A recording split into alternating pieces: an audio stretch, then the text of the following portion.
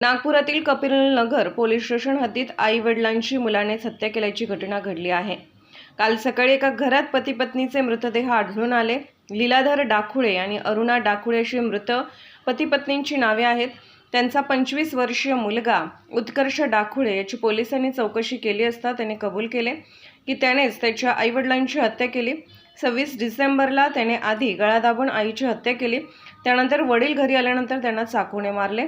आतापर्यंतच्या तपासात कारण पुढे आलं की तो 6 वर्षापासून इंजिनिअरिंग करत होता, मात्र त्याचे पेपर बॅकलॉग राहत होते, म्हणून आई वडील त्याला दुसरं काहीही करण्याचा सल्ला देत होते। त्याचा राग त्याच्या मनात होता आणि त्यातून त्याने त्यांची हत्या केली। बहिणीला तो कॉलेजमधून घरी न नेता त्याच्या काकाकडे घेऊन गेला व आई बाबा मेडिटेशनसाठी बेंगलोरला गेल्याचे सांगितले। या प्रकरणाचा पुढील तपास सुरू आहे। सर, अपने पुलिस स्टेशन हद में कपिल नगर पुलिस स्टेशन हद में एक दो बॉडी मिली करके से आपको फोन आया, तो उस बॉडी की हत्या है या सुसाइड है?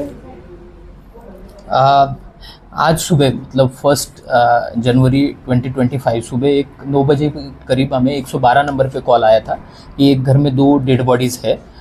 तो हमने वहाँ पे जाके चेक किया तो पति पत्नी की डेड बॉडीज़ थी और उनका जो पति है उनका नाम लीलाधर डाकुळे है और पत्नी जो है अरुणा डाकुळे है। तो फिर वहाँ पे स्पॉट पे पहुँचने के बाद वहाँ पे खून वगैरह था घर में बहुत सारा, तो प्राइमा फेसी हमें लग रहा था कि यहाँ पे कुछ तो सस्पिशियस है, इसमें कुछ हुआ रहेगा फॉल प्ले।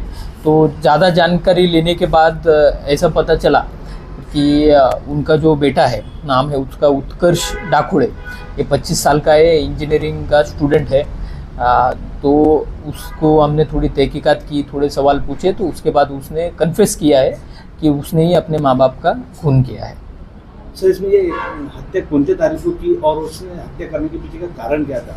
और बताया जा रहा है कि उनकी मम्मी टीचर थी और उनके पिताजी थे वो आपको सोशल वर्कर भी थे।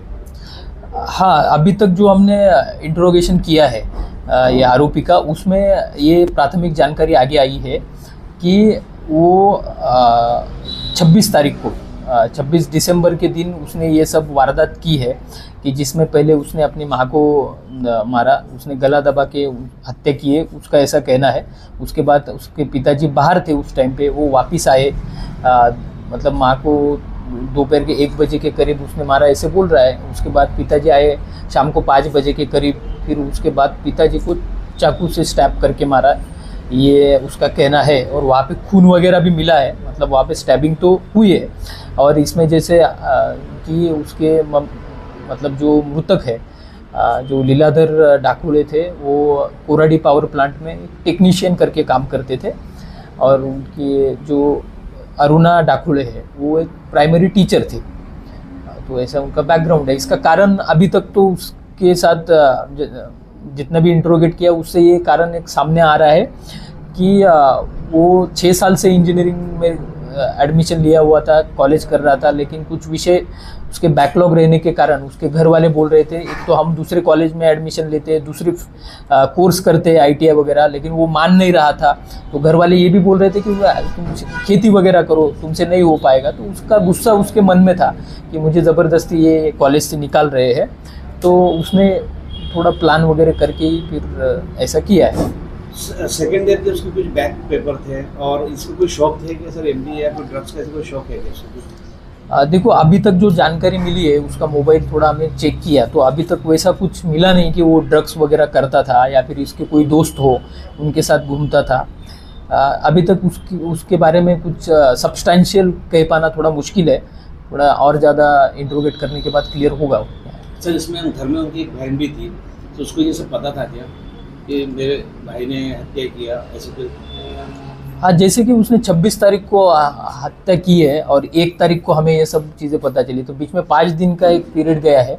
तो उसकी बहन भी कॉलेज में जाती है, तो उसने उसकी बहन को बाहर ही उस दिन ये सब करने के बाद बाहर ही पिक किया और अपने एक चाचा रहते हैं बेलवाड़ी करके है पास में ही, वहाँ पे, तो वहाँ पे लेके गया और उसने अपने चाचा और बहन सबको ये बताया कि मम्मी पापा मेडिटेशन के लिए बेंगलोर गए हैं और वो कुछ दिनों के बाद वापस आएंगे, वहाँ पे मोबाइल वगैरह कुछ अलाउड नहीं है। तो इसलिए बाकी लोगों ने भी ज़्यादा उसको सवाल पूछे नहीं कि मेडिटेशन गए, मोबाइल अलाउड नहीं रहते हैं। लेकिन उसकी बहन उसको बार बार पूछ रही थी, वो थोड़ा मतलब उसको मिसलीड कर रहा था अलग अलग जवाब देके, और उसने उसके पापा का मोबाइल भी उसके साथ ही रखा था, तो उसने पापा के मोबाइल से बहन को भी 27 तारीख को मैसेज ड्रॉप किया है कि हम 5 तारीख तक वापस आएंगे, इस टाइप का।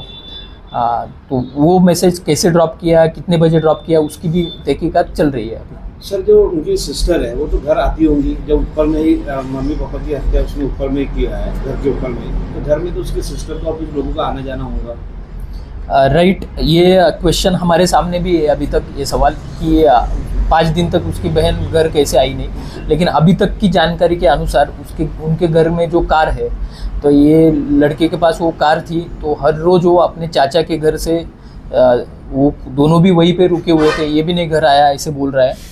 वो उसको कॉलेज छोड़ने जाता था, कॉलेज के बाहर ही रुकता था पूरा कॉलेज होने तक, वहाँ से उसको वो घर ना जाए इसलिए वो कॉलेज के बाहर ही रुकता था, और वहाँ से फिर वापस लेके वो अपने चाचा के घर जाता था, सो दैट कि अगर गलती से भी वो घर चली गई तो ये सब ओपन हो जाएगा। तो ऐसा है अभी तक की जानकारी के अनुसार। सर, उसमें एक मेन है बताया जाए कि माँ का उसने गला दबा के मारा, और ये बताया जा रहा है कि वो मेरे को कैसे मारा, मेरे को खुद को नहीं पता, ऐसा उसका कहना भी है। नहीं, वो तो सारे आरोपी ऐसे बोलते हैं कि उस टाइम पे मुझे पता नहीं क्या हो गया था, इस टाइप का, लेकिन उसने गला दबा के मारा है और कुछ किया है, क्योंकि घर में बहुत जगह पे खून है। तो अभी अपनी फॉरेंसिक की टीम भी घटनास्थल पे है, हम एविडेंस कलेक्ट कर रहे हैं, इसके बाद हम पीएम करेंगे, पीएम में और क्लियर होगा कि what is the cause of the death, तो उसके बाद ही हम इन सारी चीज़ों पे कुछ बोल सकेंगे। तो इसके साथ में लड़की के साथ में और भी लोग हो सकते हैं क्या हत्या में? तो अभी तक तो ऐसा कुछ दिख नहीं रहा है जैसे प्लान किया गया है, और कुछ मोबाइल के मैसेजेस हो गए, या फिर वो घर बाहर से लॉक करना हो गया, फिर उसका अपनी बहन को हर रोज़ चाचा के यहाँ से लेके जाना छोड़ना हो गया, इस सब से थोड़ा ऐसा लग रहा है कि उसने अकेले ने किया होगा, लेकिन पॉसिबिलिटी कांट बी डिनाइड, तो हम वो सारी चीज़ें उसमें कवर करेंगे।